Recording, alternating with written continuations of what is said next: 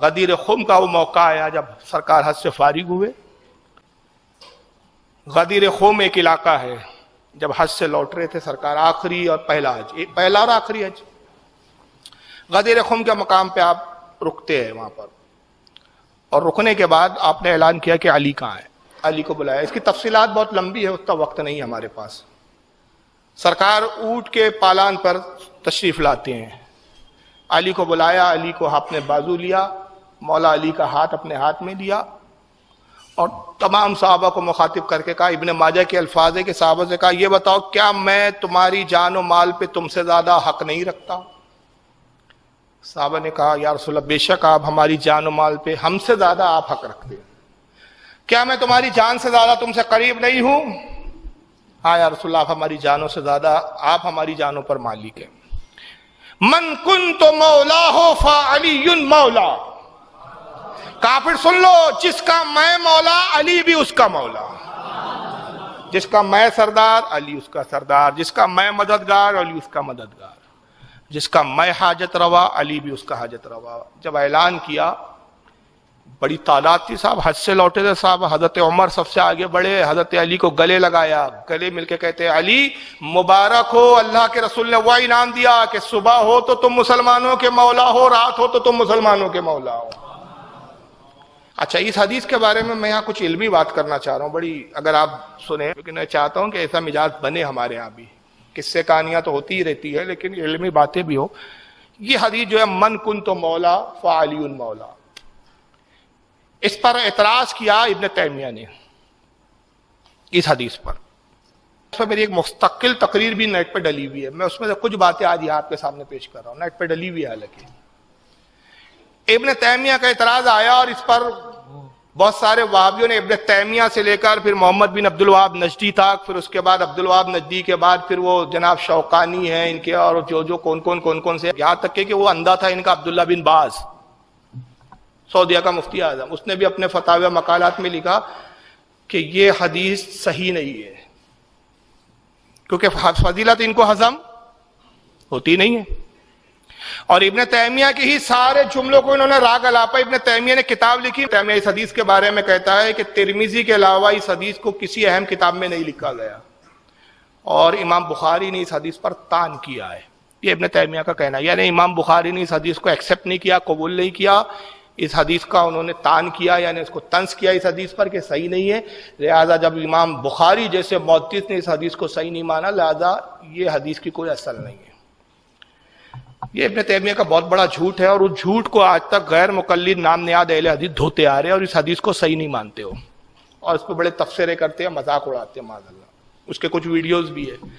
میں یہاں پر ابن تیمیہ کی جہالت اور اس کے جھوٹ کے 7 جوابات دے رہا ہوں، اور وہ جوابات میں اس حدیث کی فضیلت آپ کو پتہ چلے گی. انہی جوابات میں 7 جوابات ہے. پہلا یہ کہ امام بخاری نے اس حدیث پر طعن نہیں کیا. یہ سب سے پہلا جھوٹ بولا ابن تیمیہ نے. کہتا ہے کہ امام بخاری نے اس کو طعن کیا، یعنی اس کو غلط اور جھوٹی حدیث کہا. امام بخاری نے نہیں کہا، بلکہ امام بخاری نے اپنی کتاب ہے ان کی التاریخ الکبیر، جو 17 جلدوں میں ہے، اس کی جلد نمبر 1 صفحہ 240 اور 275 پر 3 راوی ہے اس حدیث کے، جس میں سے ایک ہے اسماعیل نشید عامری، ایک ہے سہم بن حسین اسدی، ایک ہے عثمان بن عاصم. ان 3 راوی کو ضعیف قرار دیا، اور وہ ایک سند میں. پھر امام بخاری کہتے ہیں کہ یہ حدیث صرف ایک سند سے نہیں آئی ہے، اور بھی سند سے آئی ہے. جن سندوں میں یہ 3 راوی ہے وہ سند ضعیف ہے، لیکن جن سندوں میں یہ 3 راوی نہیں وہ سند مستحکم میں مضبوط ہے. تو 3 راوی پر کیا، تو جس کو صحیح کہا وہ چھوڑ دیا، جس کو ضعیف کہا اس کو لے لیا ابن تیمیہ نے. تو پہلے تو علمی خیانت اس نے یہ کی، پہلا جواب ہے. اب دوسرا جواب آپ سنیں گے اس حدیث کے بارے میں تو چونک جائیں گے. یہ واحد وہ حدیث ہے جس کو سننے والے 50,000 کم و بیش صحابہ اکرام ہیں. وجہ کیا ہے؟ سرکار حج سے فارغ ہوئے، غدیر خم کے مقام پر آئے، تو جو کچھ مکہ کے صحابہ تھے مکہ میں ٹھہر گئے، جو کچھ آس پاس کے صحابہ تھے وہ آس پاس کے گاؤں میں چلے گئے. جس وقت رسول اللہ حرم میں خانہ کعبہ میں حجۃ الوداع کے موقع پہ آخری طواف فرما رہے تھے، خطبہ ارشاد فرما رہے تھے، 1,24,000 صحابہ کرام تھے. اب 1,24,000 میں سے اگر یہ بھی ہم مان لیں کہ آدھے صحابہ چلے گئے، تو تب بھی کم سے کم موٹا موٹا آپ 60 70 75 ہزار تو تھے، 65 ہزار تو تھے، چلو 60 بھی مت پکڑو 65 بھی پکڑو، تو کم از کم 50 ہزار صحابہ تھے جو غدیر خم میں اس حدیث کو رسول اللہ کی دہن مبارک زبان مبارک سے سن رہے تھے۔ اور دوسری اس کی خاصیت سنیں گے اس حدیث کی تو آپ خوش ہو جاؤں گے، اور عاشقوں کے لیے خوشی کی بات کہ اس حدیث کے 30 صحابہ راوی ہیں۔ کتنے صحابہ؟ یہ کمال نہیں ہے، ہو سکتا ہے کہ کوئی آپ کے پاس ایسی حدیث لائے جس کے 30 صحابہ 40 صحابہ بھی راوی مل جائے، اب جو میں بتا رہا ہوں وہ ہے کمال۔ یہ ایک واحد ایسی حدیث ہے جس کے 30 صحابہ ہی نہیں، یہ 30 میں 10 عشرہ مبشرہ ہے، یہ ہے اس کی خاصیت۔ اس 30 میں وہ 10 صحابہ کون ہیں؟ عشرہ مبشرہ، جن کی جنت کی بشارت رسول اللہ نے دنیا میں دے دی۔ چوتھی خصوصیات اس حدیث کی یہ ہے کہ اس حدیث یہ واحد دنیا اسلام کی تاریخ اسلام کی رسول اللہ کی واحد حدیث ہے جس پر حضور کی 9 ازواج محترمہ جس کی راوی اور اس کی گواہ ہے۔ کسی حدیث پر 9 بیویاں حضور کی جمع نہیں ہوئی ہے سوائے اس حدیث کی۔ اور 5ویں خصوصیات یہ ہے کہ 86 تابعین نے اس کو مختلف طرق سے روایت کیا ہے۔ کتنے تابعین نے اس کو روایت کیا؟ 86۔ یہ وہ حدیث کی خاصیت۔ اور چھٹی اس کی خاصیت یہ ہے کہ 360 محدثین نے اپنی حدیث کی کتابوں میں اس کو نقل کیا، 360۔ اور 7ویں اس کی خصوصیات یہ ہے کہ ابن تیمیہ نے جو بکواس کی کہ کہا اس کو ترمذی کے علاوہ کسی معتبر کتاب میں حدیث آئی نہیں، تو یہ ایک نمبر کا جاہل تھا وہ، کیونکہ یہ ترمذی بھی نہیں، اس کے علاوہ بہت ساری مستند معتمد کتابوں میں آئی ہے۔ جیسے ترمذی میں تو حدیث آئی ہے 1713، امام نسائی نے بھی اس کو لکھا ہے الخصائص امیر المومنین علی بن ابی طالب صفحہ 32 پر۔ امام عبدالرزاق نے بھی لکھا ہے جو امام بخاری امام مسلم کے استاد ہیں، انہوں نے المصنف میں لایا حدیث نمبر 2088 کے تحت۔ امام ابن ابی شیبہ نے بھی لکھا، یہ بھی امام بخاری امام مسلم اور امام ابو داؤد کے استاد ہیں، انہوں نے بھی اپنی المصنف میں لکھا حدیث نمبر 32072 کے تحت۔ امام حاکم نے بھی اس کو اپنی المستدرک میں نقل کیا حدیث نمبر 4660 کے تحت۔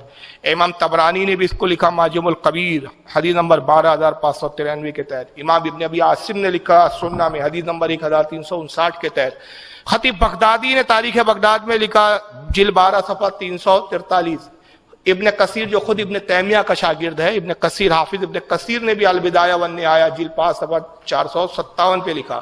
ابن عساکر نے اس کو تاریخ دمشق میں لکھا صفحہ نمبر 144۔ امام حیثمی نے مجموع الزوائد حدیث صفحہ جلد 10 صفحہ 108 پہ لکھا۔ المتقی امام متقی نے اس کو کنز الاموال میں لکھا حدیث نمبر 32946۔ کل 12 حوالے میں نے یاد دیا اور بھی حوالے ہیں، تو یہ ساری حدیث کی اہم کتابیں ہیں۔ تو یہ حدیث اہل سنت کے نزدیک بالکل مستند ہے، قابل قبول ہے، قابل اعتماد ہے کہ اللہ کے نبی نے حضور کو مولا کائنات کا خطاب دیا۔ تو یہاں مولا ہونے کا اعلان کیا، اور اس سے ہم اہل سنت نے جو اس کی مراد لی وہ یہ کہ جس طرح میں مسلمانوں کو نوازنے کا اختیار رکھتا ہوں، علی سے بھی تم طلب کرو، علی بھی دینے کا اختیار رکھتا ہے، جیسے میں مددگار علی بھی مددگار۔ لیکن آج کل ایک جہالت چلی، اس تاریخ کو ایک نئی عید آ گئی اب آج کل، عید غدیر۔ کیا آ گئی؟ اور یہ مجاوروں نے لایا یہ، پہلے تو شیعہ مناتے تھے یہ، اب ان کو کیا سوچی پتہ نہیں، اس دن یہ سب عید منانے لگے، حالانکہ اہل سنت میں اس عید کی کوئی اصل نہیں۔ اور یہ عید 600 ہجری میں ایک شیعہ بادشاہ آصف الدولہ نے اس کو ایجاد کیا، کسی امام نے یہ عید نہیں منایا، کسی امام نے یہ عید غدیر نہیں منائی۔ پوچھا گیا بھائی ان سے کیوں آپ عید غدیر کیوں مناتے ہیں؟ کہا صاحب عید غدیر اس لیے کہ حضرت علی کی ولایت کا اعلان کیا تھا رسول اللہ نے، اسی دن آپ نے اپنے علی کو وصی کہا، اسی تاریخ کو آپ نے مولا کہہ کر اپنے بعد خلافت کی نشاندہی کر دی، خلیفہ ڈکلیئر کر دیا۔ یہ سب بچکانی باتیں، اگر علی کو خلافت دے دی تھی یا مولا کے معنی میرے بعد خلیفہ ہے تو حدیث کرو مطلب من کن تو مولا پہلے، جس کا میں مولا فعلی مولا، علی اس کا مولا، تو مولا کے معنی تم نے خلیفہ لے لیے، تب ترجمہ کیا ہوا؟ جس کا میں خلیفہ علی اس کے خلیفہ، تو حضور کس کے خلیفہ ہے؟ آپ کے خلیفہ ہے۔ حدیث کا مفہوم یہاں بیٹھ نہیں رہا ہے، تو مولا کے معنی یہاں خلیفہ نہیں ہے، مولا کے معنی یہاں حکمراں نہیں ہے، مولا کے معنی مددگاری ہے۔ ایک چیز تھوڑے دیر کے لیے اگر ہم آپ کی بات مان لیں کہ بھائی یہ عید اس لیے ہو گیا ہمارے لیے دین، ہم عید اس لیے مناتے ہیں کہ اعلان ولایت علی ہوا اس دن. تو میں نے کہا عقل پہ تمہارے افسوس کہ جس تاریخ کو اعلان ولایت علی ہوا وہ عید ہو گیا، تو جس تاریخ کو اعلان نبوت ہوا اس کو عید کیوں نہیں منایا تم نے؟ بھائی کچھ سمجھ میں آ رہا ہے کہ نہیں آپ کے؟ ولایت کا اعلان بڑا ہے کہ نبوت کا اعلان بڑا ہے؟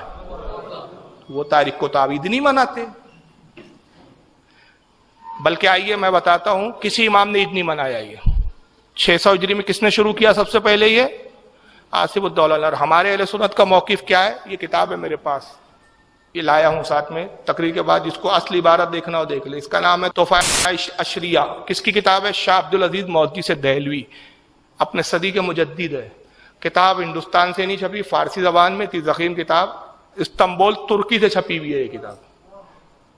شاہ عبدالعزیز مودودی سے دہلوی اس کتاب میں کیا لکھتے ذرا سنیے. فرماتے ہیں احدث عید غدیر است یعنی حزدم ذی الحجہ و عیدارا تفصیل دادن بر عید الفطر و عید الاضحیٰ و بعید اکبر مسمى کردن کے صحیح سری مخالف شریعت است.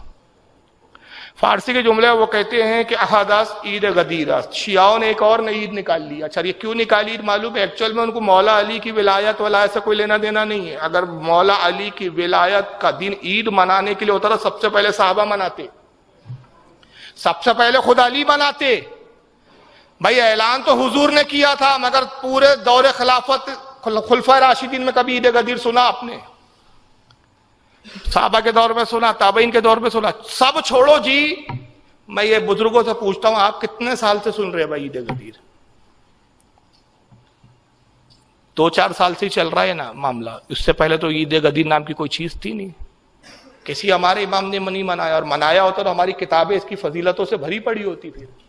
بلکہ ہمارے امام علماء کیا کہہ رہے ہیں؟ اپنے وقت کا مجدد شاہ عبدالعزیز مودودی سے دہلوی کیا کہہ رہا ہے؟ احدث عید غدیر است. اسی طرح شیعوں کی ایجادوں میں ایک ایجاد عید غدیر ہے، اور یہ 18 ذی الحجہ کو منائی جاتی ہے، یعنی ازدم ذی الحجہ.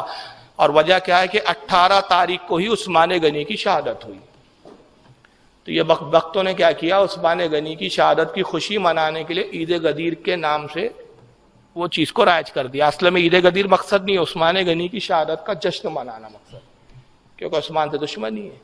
تو کہتے 18 ذی الحجہ کوئی نے یہ چیز ایجاد کر دی. وعیدارا تفضیل دادن بر عید الفطر و عید الاضحیٰ. کہتے یہ رافضی لوگ، شیعہ لوگ اس عید کو عید الفطر اور عید الاضحیٰ سے بھی زیادہ افضل مانتے ہیں، بلکہ یہ تو شریعت کے صریح کھلے طور پر مخالف ہے. شاہ عبدالعزیز اس عید کو شریعت کی مخالفت بتا رہا ہے، اور آج کے مجاور بول رہے کہ نہیں صاحب ولایت علی کا جشن ہم منائیں گے. تو تمہاری مانے کہ ہم محدث کی مانے؟ تمہاری مانے کہ مجدد کی مانے؟ تو یاد رکھیے ہمیں اپنے بزرگوں کے نقش قدم پہ چلنا ہے. آج کے جاہلوں کے نقش قدم پر ہم کو نہیں چلنا ہے، کہ بزرگوں کے نقش قدم پر چلنے میں نجات ہے.